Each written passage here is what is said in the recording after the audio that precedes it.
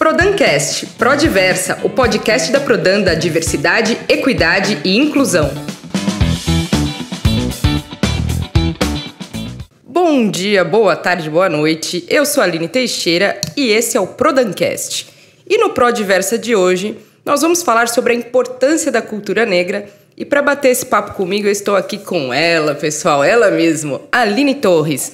A Aline, que é secretária da Cultura da cidade de São Paulo, Relações Públicas, pós-graduada em Gestão Cultural pela USP, realizou projetos premiados na TV Cultura, dirigiu o Centro Cultural da Juventude Ruth Cardoso e esteve à frente da reformulação do antigo PROAC e CMS na Secretaria de Cultura e Economia Criativa do Estado de São Paulo. Aline, é um prazer ter você aqui hoje, é uma honra bater esse papo com você. Seja muito bem-vinda ao Prodancast. Eu que agradeço, Xará, pelo convite. Hoje vai ser difícil, Aline branca, Aline preta. É o que a gente tem hoje. E é TT, né? Torres e Teixeira, tá bom. Exato.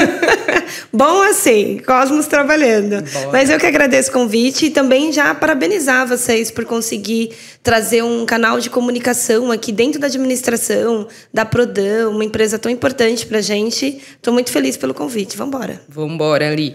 Então, a primeira coisa que eu queria falar com você... Bom, você é a primeira mulher negra a ocupar esse cargo, né, de secretária da Cultura. Como que você se vê nesse lugar e qual a sua expectativa por ter entrado na história, né, não só da cidade de São Paulo, mas do Brasil, né? Pois é, sabe que eu ainda fico perguntando, nossa, é isso mesmo que aconteceu? É meio complexo, né? Quando você para imaginar, a gente está em 2023... com tanta coisa acontecendo, a gente ainda está em vários retrocessos, como eu ser a primeira mulher negra a ser secretária de Cultura, numa cidade de 470 anos, enfim, na administração pública com quase 100 anos, aí países com guerra, enfim, a gente está num grande retrocesso, mas avanços existem e esse é onde se comemorar. Mas eu me vejo como uma grande referência para os próximos, né? Eu sempre falo que é muito difícil ser única. Ser única em qualquer espaço é muito dolorido, é muito complexo. As pessoas, quando você não tem pares, o diálogo e a execução das ações, elas são sempre mais complexas. Porque, afinal, se você não é um par, você não consegue entender. Até porque o ser humano, ele mede a vida do outro com a própria régua. E esse é o grande erro. Mas é isso, é um grande portal de oportunidades o que eu estou sendo. Então, eu recebo mensagens de pessoas de vários lugares da Bahia, do Rio, do Maranhão, do Piauí. É muito incrível, porque as pessoas realmente veem uma referência. E quando você para imaginar que não tem isso no país, é que a gente está numa carência grande de representatividade. Sim. Eu não gosto muito da palavra representatividade, que é uma palavra grávida, né? Cabe muita coisa dentro. É verdade. Mas essa é um fato real de representatividade. Então, obviamente, eu fico muito feliz, muito... não com medo, né?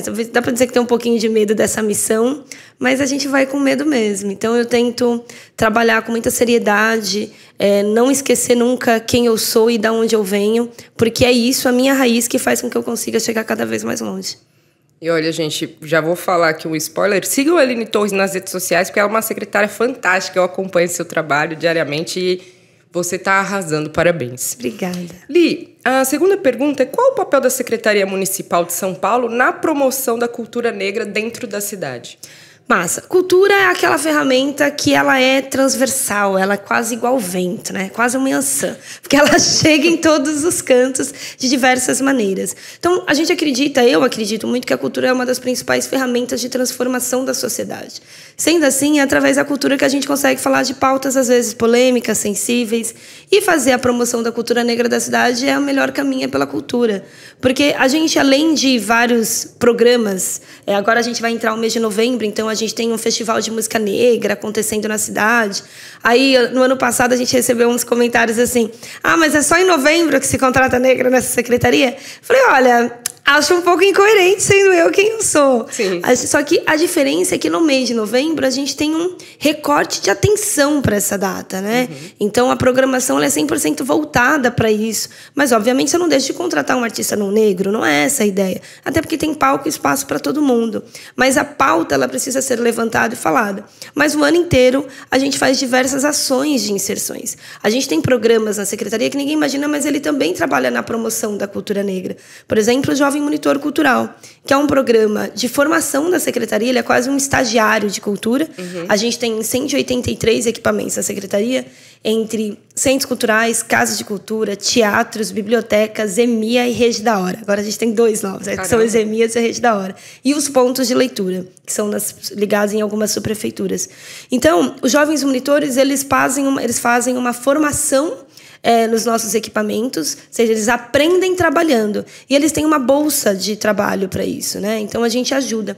E o perfil desses jovens são jovens extremamente da pontas da cidade, são jovens da periferia, que estão dentro de um recorte social muito abaixo. Então, grande parte desses jovens, 70% desses jovens, são jovens negros. Uhum. E quando a gente fala da promoção da cultura, por que eu estou colocando logo o jovem monitor nesse lugar? Porque a gente está dando oportunidade para um jovem periférico e negro trabalhar através da cultura. É a cultura que está fazendo essa inversão do olhar do jovem. Além de toda a programação, né? De conseguir colocar essas pautas emblemáticas, de falar do que aconteceu na história do racismo, da escravidão, através de pautas leves, do teatro, do samba, e colocar isso em lugares e com públicos que talvez não imaginassem. Então, a cultura, ela é, de fato, uma das principais ferramentas para essa transformação. Li, você falou sobre as fábricas de cultura. Tem muita gente que não conhece, né, esse lugar. Você poderia falar um pouquinho sobre o que é a fábrica de cultura? A gente tem vários equipamentos na cidade. As fábricas de cultura, por exemplo, elas são... A gente tem várias parcerias, mas ela é do governo do estado. Sei. A prefeitura tem as casas de cultura, que são equipamentos. A gente tem 19 hoje, uma em construção, que é em Cidade Ademar, então daqui a pouco teremos 20. Legal. Que são equipamentos menores e que estão bem mais dentro das periferias. A gente tem os centros culturais, que são os equipamentos que estão mais no centro das periferias, mas ainda nas periferias. São equipamentos um pouco maiores, tem bibliotecas dentro, tem teatro ou anfiteatro dentro, e um centro de convivência. E tem as bibliotecas, a gente tem 54 bibliotecas espalhadas pela rede, e agora os Redes da Hora, que são estúdios criativos de formação. São estúdios criativos feitos em containers, né? Ai, que legal. É sensacional, porque a gente pega os 3 eixos de formação da cadeia da economia criativa, e, através deles, a gente consegue fazer essa inserção de formação para o jovem. Por sinal, deixa eu contar uma novidade que eu acabei de lembrar. A gente fez uma parceria muito legal com esses jovens do Rede da Hora, porque os 3 eixos de formação são visagismo, som, imagem e tecnologia. E as 3 formações, esses 3 eixos, os professores são jovens também, então a forma pedagógica, ela é bem ampla, é muito para atrair o jovem. E a gente conseguiu separar agora 10 jovens que acabaram de se formar no Rede da Hora para ir fazer um estágio num navio. Nossa, gente. Mas num navio de um show. Então, eles vão aprender a fazer produção, a maquiagem de visagismo, ao começo ao fim. Então, todo o treinamento, a formação que eles tiveram, a gente conseguiu fazer com que eles fossem contratados, estão passando por seleção, entrevista, e aí eles vão ser contratados, enfim. Então, tendo uma oportunidade de entrar num mercado sensacional. Sim. Cada vez mais a gente tem navio do Roberto Carlos, navio do Gloob, enfim. É verdade, tem navio de tudo. Navio de tudo. E você precisa de um profissional especializado naquilo. Então, eu estou muito feliz porque a Prefeitura de São Paulo, a administração pública, ela está conseguindo fazer formação do jovem da periferia, através da cultura, para entrar no mercado mais potente que está vindo por aí, né? Nossa, muito legal. Parabéns, Li, por mais esse projeto aí da Prefeitura e da Secretaria da Cultura. Li, e como que a Secretaria está envolvida na preservação e promoção do patrimônio cultural afro-brasileiro em São Paulo? A gente tem algumas ações dessa promoção. Mas eu acho que vale ressaltar aqui as estátuas. A gente lançou até o ano passado... Não sei se a gente lançou alguma esse ano ainda. Acho que não, né? Só no ano passado. As 5 estátuas de personalidades negras da cidade. Então, essas 5 personalidades negras, elas têm o intuito de contar o outro lado da história. As pessoas colocam dentro de um contexto muito de ir ali, né? Tem que acabar com aquela estátua não condiz com a verdade. E não é bem uma verdade, né? Aquela estátua que está ali, ela conta um pedaço da história. O que a gente precisa fazer é contar o outro lado da história. Sim. Então, a gente começou a fazer esse trabalho de colocar 5 estátuas de personalidades negras. Então, a gente tem Maria Carolina de Jesus, a gente tem Ademar Guerra, a gente tem... Me ajuda aqui, deixa eu ver se eu lembro de cabeça as outras 3. A gente tem Madrinha Eunice e tem a da Penha, que é do Nego Dito. enfim, que é do Itamar Assunção. Isso, boa. Itamar Assunção, que todo mundo chama de Nego Dito. E aí a gente vai fazer agora, vai publicar semana que vem uma consulta pública com 10 opções de nomes de novas personalidades negras para a sociedade escolher as suas 5. A gente vai fazer uma votação. Legal. E aí, dessas 5 escolhidas, a gente vai implantar na cidade no ano que vem mais 5 novas estátuas de personalidades negras. E aí a gente vai aumentando esse patrimônio da cultura negra brasileira. Nossa, é muita coisa, então, que tá para acontecer. Né? Sim. E quais os eventos e festivais relacionados à cultura negra que a Secretaria apoia ou que ela mesma organiza? A gente tem o Festival de Cultura Negra, que acontece agora em novembro. Tem a Expo Internacional da Consciência Negra, que é feito pela Secretaria de Relações Internacionais, da secretária Marta Suplicy. E a gente apoia, a gente faz em conjunto, na verdade. E eu acho que a importância dessa Expo, e por ser internacional, é porque ela traz pessoas, um line-up ali de formação, de mesas de debate, são de pessoas de diversos lugares do mundo, justamente para a gente conseguir fazer esse intercâmbio do que está acontecendo na diáspora, né, dos dois lados da terra. E, enfim, no mês em si, a gente faz uma difusão na cidade com todos os equipamentos, 180, cada um focado um pouquinho. Mas a gente tem o 25 de julho, que é um dia pouco conhecido aqui ainda, que a gente tem começado a fomentar muito, que é o Dia da Mulher Negra Latino-Americana e Caribenha. Então, esse ano a gente fez uma programação muito legal também, descentralizada. No ano passado, a gente fez o Samba para as Moças no Teatro Municipal. Foi lindo, lindo. O teatro lotado de gente preta, criança, velho, jovem. Foi muito bonito. As pessoas se emocionaram muito, porque era uma programação feita pelo Jô Santana, um querido, um amigo meu, que acabou de ganhar um prêmio agora da sua trilogia, com um musical da Alcione, que é um musical preto. Enfim, a gente está aí fortalecendo todas essas ações da cultura. E é interessante, né, Li? Porque assim, as pessoas brancas, vamos falar assim, não têm o hábito de ler, de consumir a cultura negra, né? E acho que todas essas ações da secretaria, junto com você como secretária, faz também com que o restante das pessoas passem a olhar, né, para essa cultura, para entender também a importância no nosso país, né? Porque mais da metade, né, são pessoas negras, e que a nossa cultura, o nosso dia a dia está muito envolvido com a cultura negra também, né? A cultura do Brasil, né? A cultura do Brasil. Mas é um pouco dessa questão cultural, né? A gente vive muito na nossa bolha. E eu acho que quando a administração pública ela tem a cultura, não só a administração, a cultura. Quando vamos falar desse espetáculo do Jô, desse musical, ficou num teatro super bacana, um bom tempo em cartaz, contando a história de uma mulher negra viva, que é a Alcione. E tem uma trajetória ali. Aí você tem ali um elenco de várias pessoas negras, porque ele colocou várias Alciones em todas as suas fases da vida. Então, além de você ter uma cadeia econômica de geração de emprego ali para pessoas que têm poucas oportunidades, porque essas histórias normalmente elas não são contadas. E aí você faz a inserção numa bolha diferente para a pessoa começar a conhecer outra história, né? E aí você questiona, olha só de onde vem o samba, olha só como a cultura negra de fato está envolta no nosso dia a dia. E eu acho que a cultura ela consegue fazer isso de maneira delicada, assim, né? A gente começa a fazer essa inserção. Porque é isso, o natural é cada um viver na sua bolinha, sim, medir o outro com a sua régua. É verdade, infelizmente, né? Mas a gente está aqui para quebrar essas coisas também, né? E como a Secretaria trabalha para envolver a comunidade negra nas decisões e ações relacionadas à cultura? Normalmente a gente faz muita consulta pública, né? Já é natural da Câmara, uma casa que tem essa ferramenta de articulação pública, mas a gente faz muita audiência, a gente faz muito edital, a gente foi igual agora das estátuas, que a gente vai abrir uma consulta também online para as pessoas indicarem. E a minha gestão, no geral, ela é uma gestão de escuta. Eu acho que, sei lá, a virada cultural, por exemplo, eu ter mudado o formato da virada cultural, que antes era só no centro e a gente passou para a periferia e espalhou ela na cidade, justamente porque eu faço muito esse movimento de escuta, de ouvir as pessoas, de prestar atenção, de olhar, às vezes, um detalhe, de perceber um detalhe pequeno, entender os movimentos. E ouvir muitas pessoas. Acho que quando a gente se coloca nesse lugar, ainda mais quando a gente está na gestão pública, ela não pode ter essa hierarquia de cima para baixo. Sim. Até porque, se vai chegar lá na ponta, não vai fazer sentido. Sim. A ponta precisa meio que dizer o que ela quer, como funciona aquilo. Ela que vive ali, ela que vai me dizer se esse palco funciona aqui, se não funciona aqui, que artista funciona aqui, não funciona aqui. Então, eu acho que a gente faz essa a gente envolve eles dentro da gestão dessa maneira, ouvindo muito.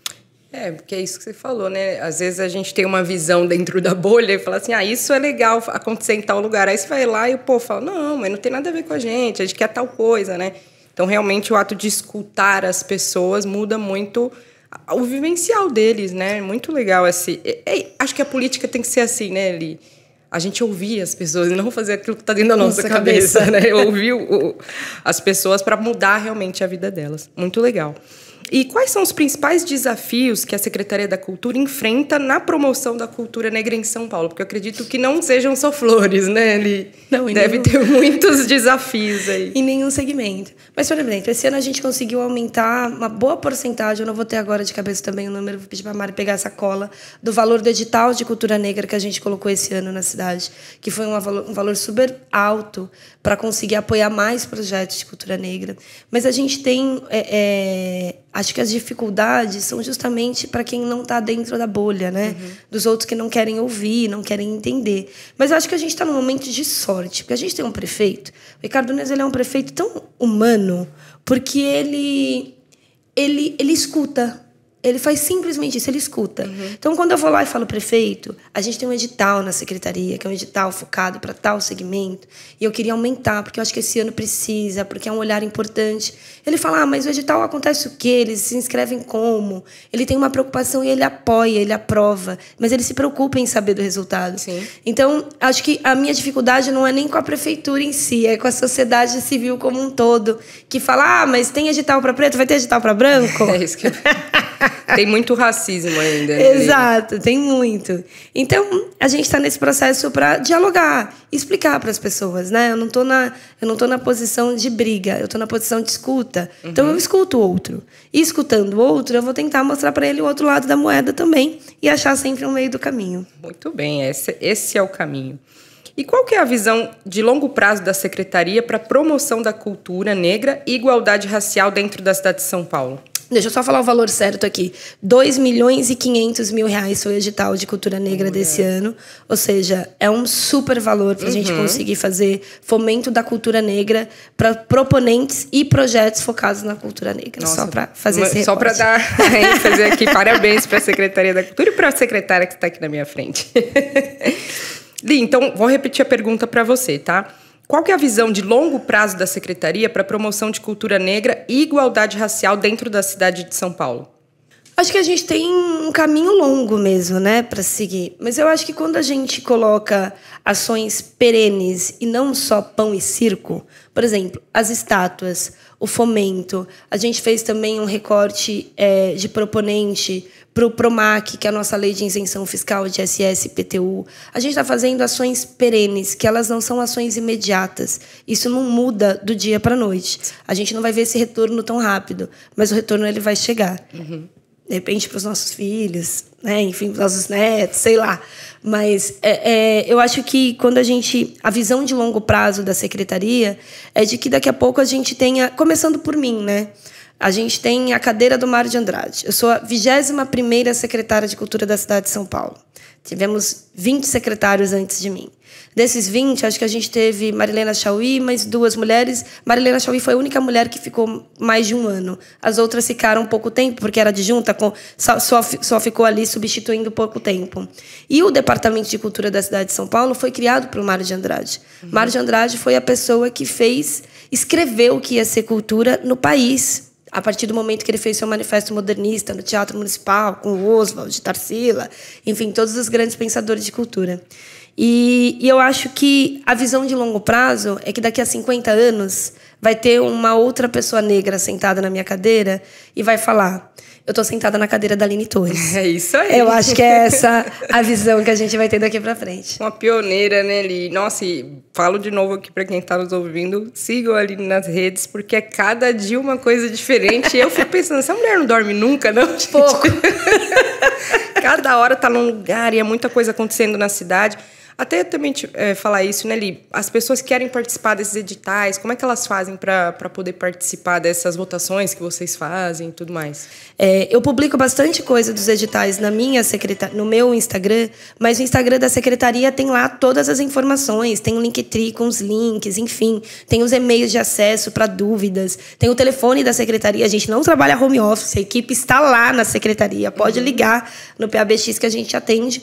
Mas o que a gente quer? A gente recebeu 86 milhões de reais agora do governo federal para executar até o final do ano.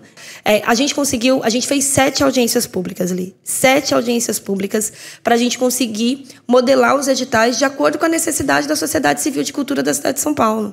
Então, as pessoas têm ali o interesse delas, de fato. Então, a gente conseguiu dividir, através da SPCine, que é a empresa do audiovisual da cidade, que é dentro da Secretaria de Cultura, que aí tem os objetos já de audiovisual, então os editais são focados para isso, e 40% do recurso a gente colocou no Cultura Viva. Então tem ponto de cultura, tem várias coisas bem amplas. Tá muito legal. Eu estou muito orgulhosa da equipe e do que a gente conseguiu entregar para Paulo Gustavo, de verdade, assim. A gente conseguiu realmente ouvir e colocar a demanda das pessoas dentro dos editais. E fora isso, a gente tem edital da música, edital do samba, vai ter daqui a pouco edital de blocos de carnaval. Enfim, tá tudo lá. Eu publico bastante no meu Instagram, Aline Torres SP, mas no Instagram da secretaria também tem muita coisa, tá tudo lá. Então, vamos atrás. Acho que a gente precisa...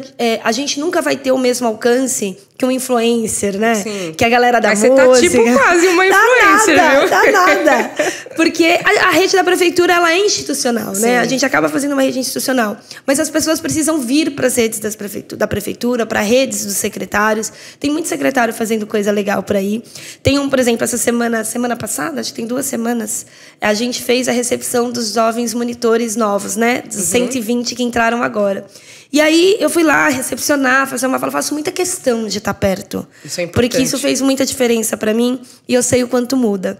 Então, aí tinha uma jovem lá, uma jovem que vai começar a entrar no nosso curso agora, que passou pela seleção, e estava com um bebê de 2 meses no colo.